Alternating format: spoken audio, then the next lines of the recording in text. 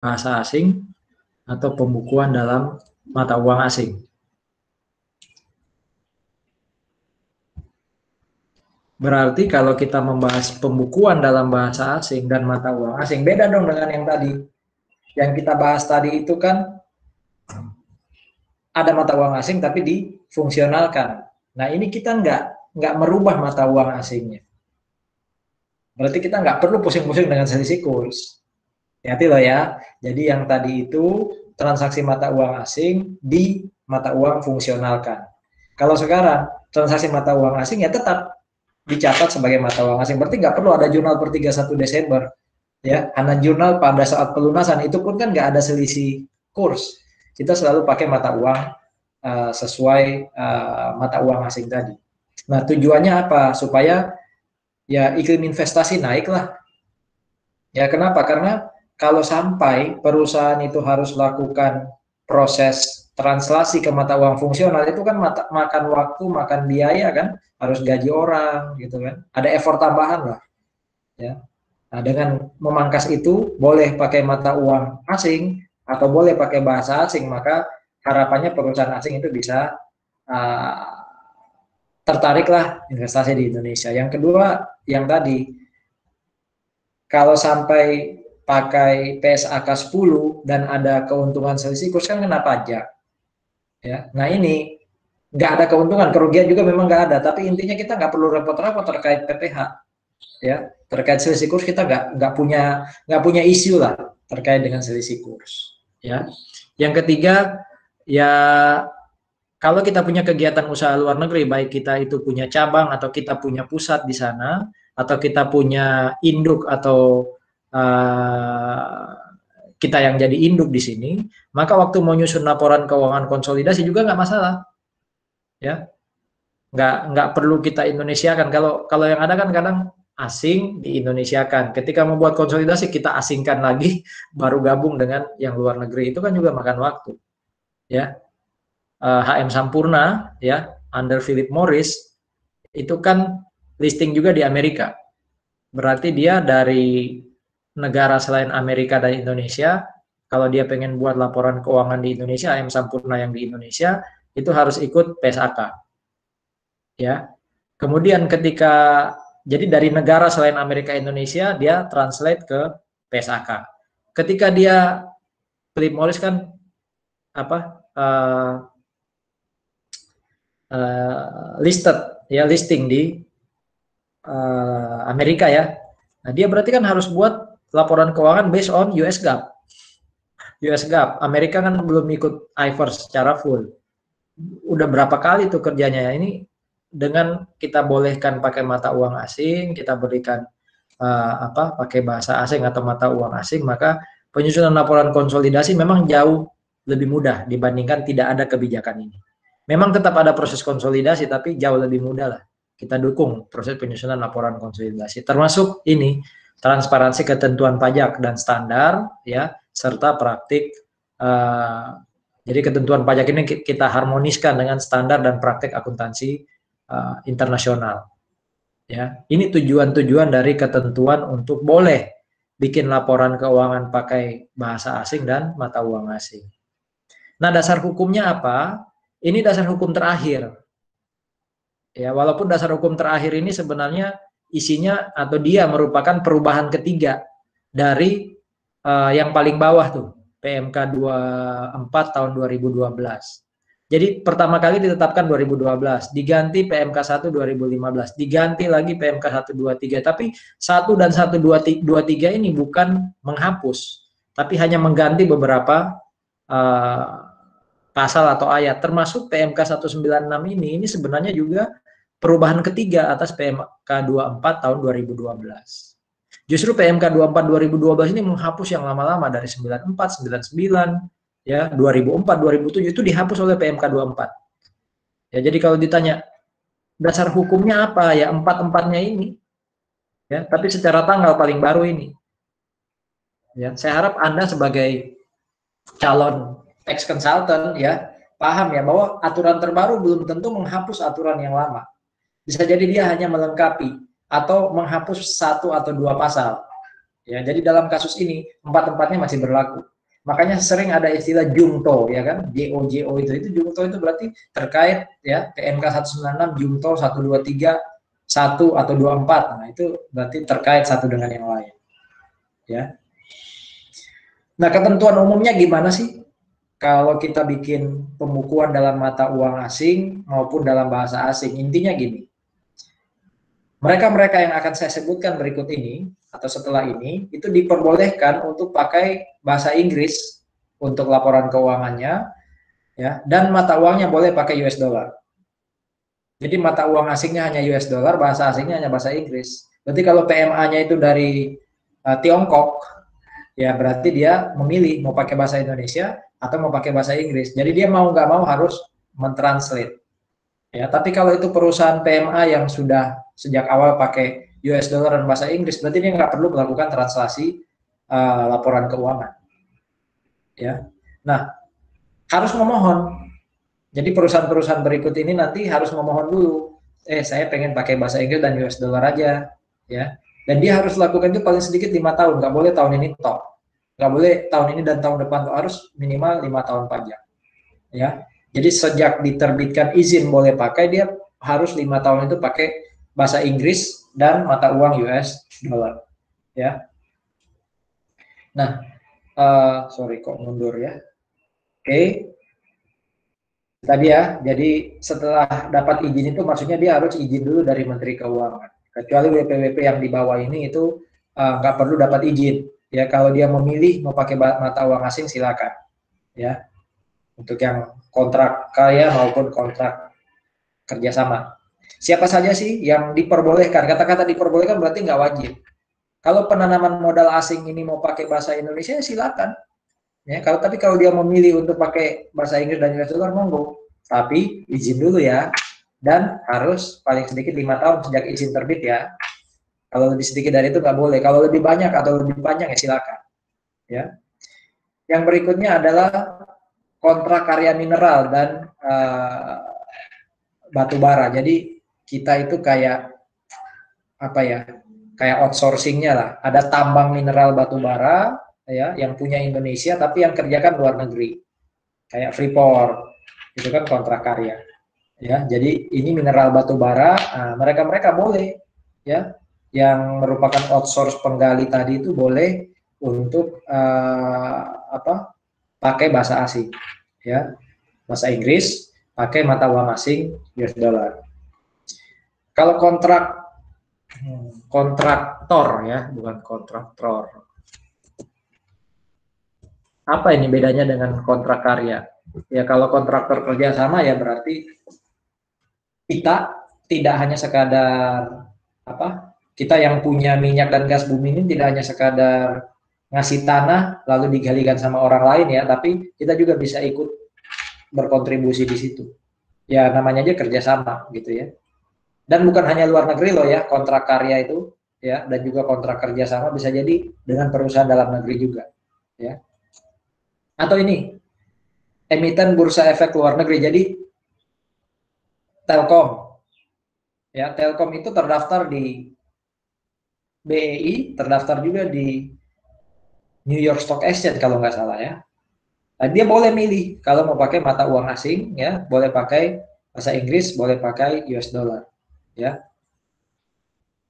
KIK itu kontrak investasi kolektif kayak reksadana ya.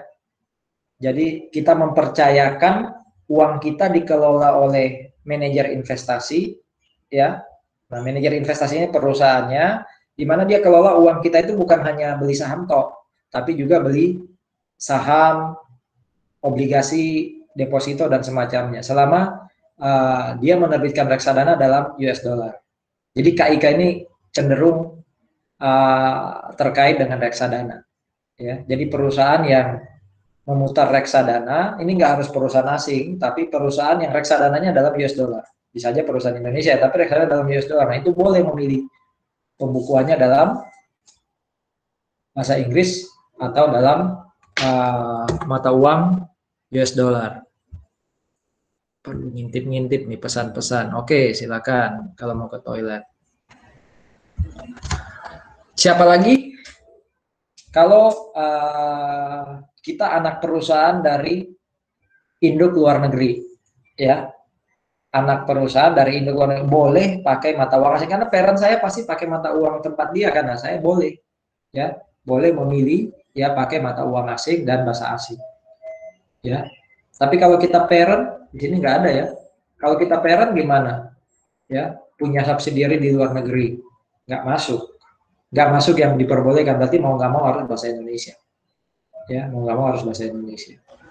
Atau kita yang mata uang fungsionalnya US dollar, nah, itu ya, itu boleh memilih. Uang fungsionalnya udah US dollar, kalau dirupiahkan kan butuh effort lagi kan ya. Mending udah deh, laporan keuangannya boleh dalam bahasa Inggris dan mata uang US dollar.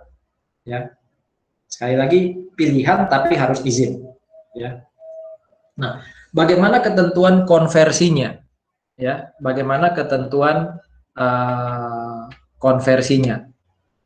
Oke, jadi dia memilih pakai US dollar loh, saudara-saudara. Jadi bisa aja walaupun dia PMA, mata uangnya bukan US dollar, kan dia harus mengonversi ke US dollar. Nah, pertanyaannya, kurs dengan US dollar kapan yang dipakai? Kurs pajak atau kurs BI yang dipakai? Ini di slide-slide berikut ini kita diberikan informasi. Semuanya sekali lagi ada di PMK ini ya, terakhir PMK 196/2007. Jadi kalau mau lihat lebih detail ya baca 4 PMK tadi. Saya bantu Anda menyarikan informasinya masuk ke slide. Dan saya pilih informasi yang relate lah, yang relevan. Ada banyak informasi tapi tidak saya pilih semuanya, ya, hanya yang mungkin bisa jadi terkait dengan Anda nanti. Nah, bagaimana cara mengonversi kalau ini awal, anggap aja awal 2021 ya, dan ini saya pembukuan pertama kali dalam bahasa asing. Bagaimana cara saya mentranslate, ya, bagaimana cara saya mentranslate dari mata uang selain US dollar menjadi US dollar di awal 2021, dan ini tahun pertama saya pakai pembukuan dalam mata uang asing. Itu gimana? Ya, intinya adalah harus bertitik tolak dari neraca atau laporan posisi keuangan akhir tahun sebelumnya, ya, dalam mata uang selain US dollar yang harus dikonversi ke US dollar. Ya, jadi kalau tahun sebelumnya kita masih belum pakai US dollar, anggap aja pakai rupiah, ya, berarti kurs waktu laporan posisi keuangan 2019 akhir itu kayak apa? Itu kita US dollar kan, ya, kita US dollar kan. Jadi kurs per 31 Desember 2020 ya. Tadi kan saya ada di awal 2021. Ya. Untuk cost aset tetap dan intangible aset termasuk penyusutannya kita pakai historical rate. Jadi rate waktu kita beli PPI dan intangible aset tadi itu berapa, ya. Itu yang kemudian akan menjadi cost of PPI dan intangible aset per 1 Januari 2021. Ya. Jangan kecampur dengan slide sebelumnya. Slide sebelumnya itu dari mata uang asing ke rupiah. Ini mata uang fungsional, mata uang selain US dollar menjadi US dollar. Ya, bisa jadi rupiah ke US dollar.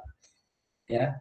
Jadi cost dari PPI dan intangible asset waktu mau dibuatin laporan keuangannya, maka per 1 Januari 2021 saya pakai laporan keuangan dalam US dollar itu harus pakai historical rate. Jadi saya belinya seumpama 2019 atau 2018, harganya 100 juta rupiah. Nah itu US dollar kan dia, pakai kurs waktu saya beli. Ya, 1 banding berapa waktu itu? Oh, 1 banding 14.000. Ya sudah, dihitung aja US dollarnya berapa. Ya. Selain aset selain PPI dan intangible asset termasuk liability ya, itu harus pakai kurs per 31 Desember sebelumnya. Jadi kalau tadi saya katakan saya mau buat laporan dalam bahasa Inggris itu per 2021.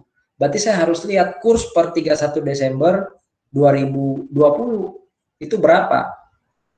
Untuk aset-aset selain PPI dan intangible asset juga liability. Ya. Kalau pakai definisi tadi ini berarti pos-pos apa nih? Ini pos-pos moneter kan? Untuk pos moneter lihat rate per 31 Desember. Untuk pos non moneter lihat rate waktu dibeli, ya, rate waktu dibeli. Oke. Apalagi ketentuan umum lainnya, ketentuan konversi lainnya. Nah, kalau kita mau lakukan revaluasi aset tetap, ya, maka kita harus pakai kurs waktu kita melakukan revaluasi. Kalau revaluasinya dilakukan di 31 Desember 2020, ya kurs itu yang dipakai. Kalau revaluasinya dilakukan sebelum tanggal itu, ya kurs tanggal revaluasi itu yang dipakai. Jadi surplus revaluation itu menggunakan revaluation rate lah. Tanggal berapa kita lakukan revaluasi, ya. Rate tanggal itulah yang kita pakai sebagai acuan. Bagaimana dengan laba ditahan atau kalau ada kerugian fiskal? Masih ada sisa kerugian fiskal, maka kita harus pakai kurs tengah BI. Ini udah jelas, ini pakai kurs tengah BI. Kalau yang lain ini nggak ada kata-kata kurs tengah BI, berarti kita pakai kurs per tanggal yang disebutkan, ya. Bukan kurs rata-rata. Kurs tengah itu kan kurs rata-rata. Ya, ini pakai kurs tengah BI. Ya, per tanggal 31 Desember untuk laba ditahan atau kalau kita punya sisa kerugian fiskal, ya. Bagaimana share capital dan share premium maupun komponen ekuitas lain termasuk OCI, ya. Karena di sini hanya laba ditahan kan. Berarti share capital, share premium, OCI, treasury share gitu ya. Itu pakai historical rate atau transaction rate, ya. Historical rate atau transaction. Berarti hanya komponen laba ditahan yang pakai financial statement D, ya, financial statement D. Kalau ada keuntungan atau kerugian selisih kurs periode sebelumnya, ya, maka itu harus dibebankan ke return earnings, bukan ke OCI, bukan ke income statement. Ya, jadi kalau ada keuntungan atau kerugian selisih kurs tahun sebelumnya, saya mau mulai 2021, berarti di 2020 ada laba rugi selisih kurs. Nah, itu kalau dia tempatnya di OCI, masukkan ke RE. Kalau tempatnya di income statement, masukkan ke RE, ya, ke return earnings. Oke.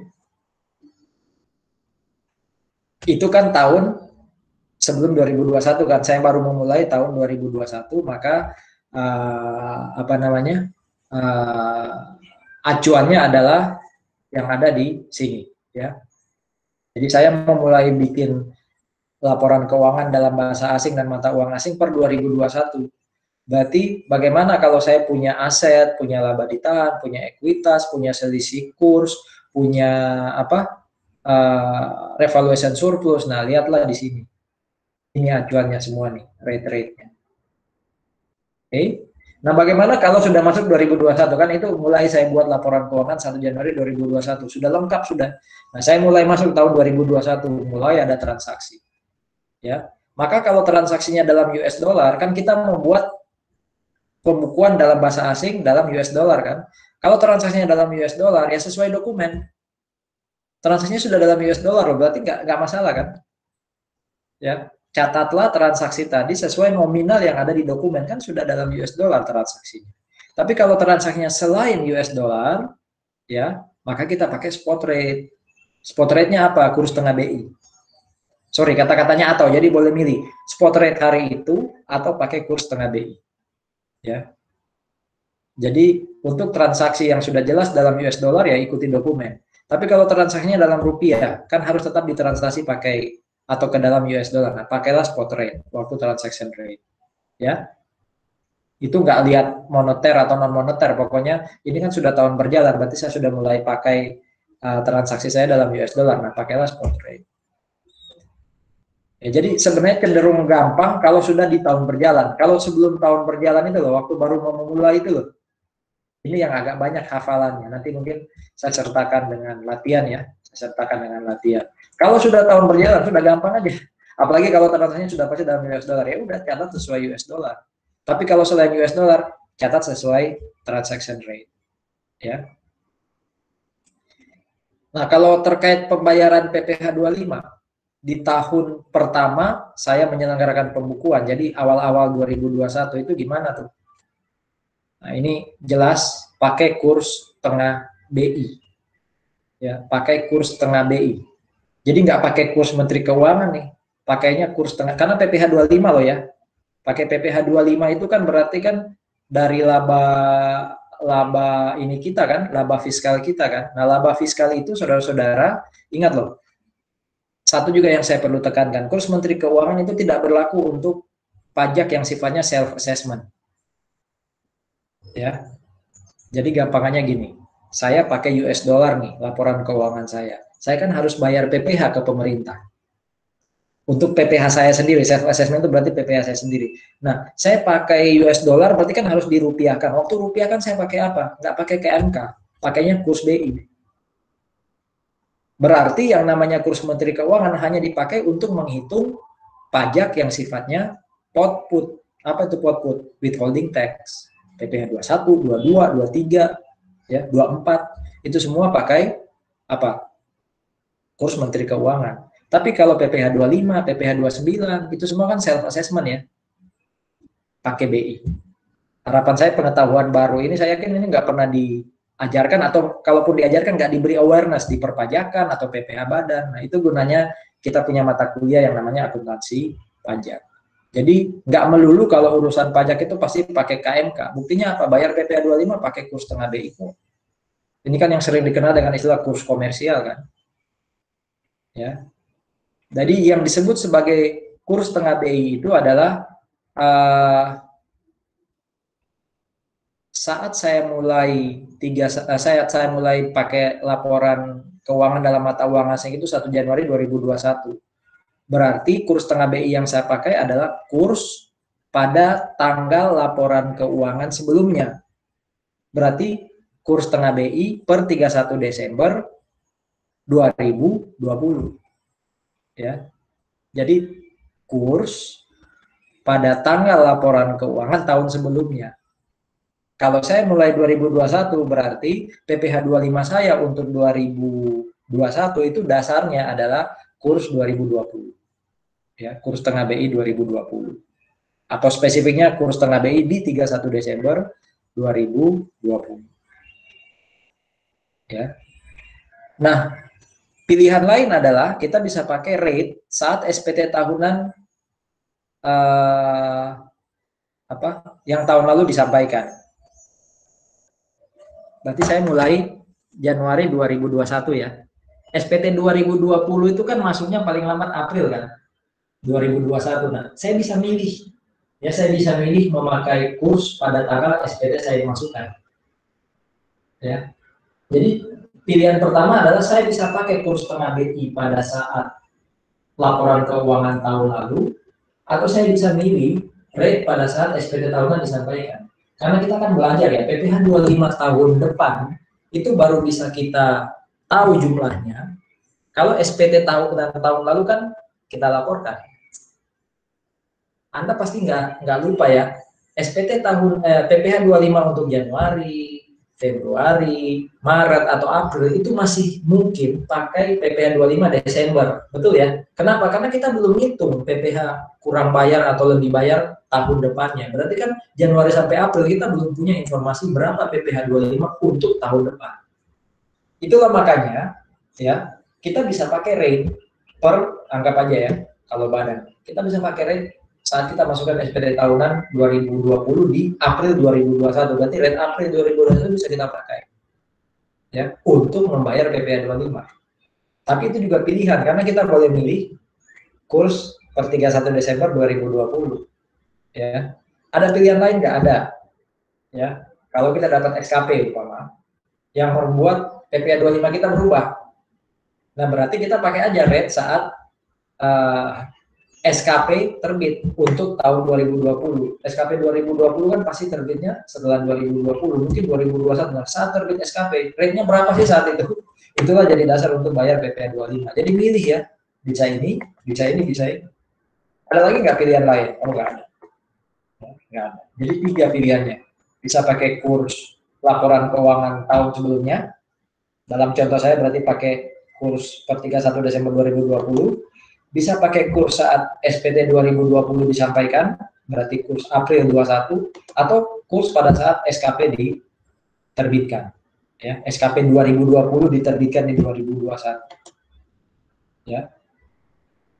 Nah, pembayarannya itu kata-katanya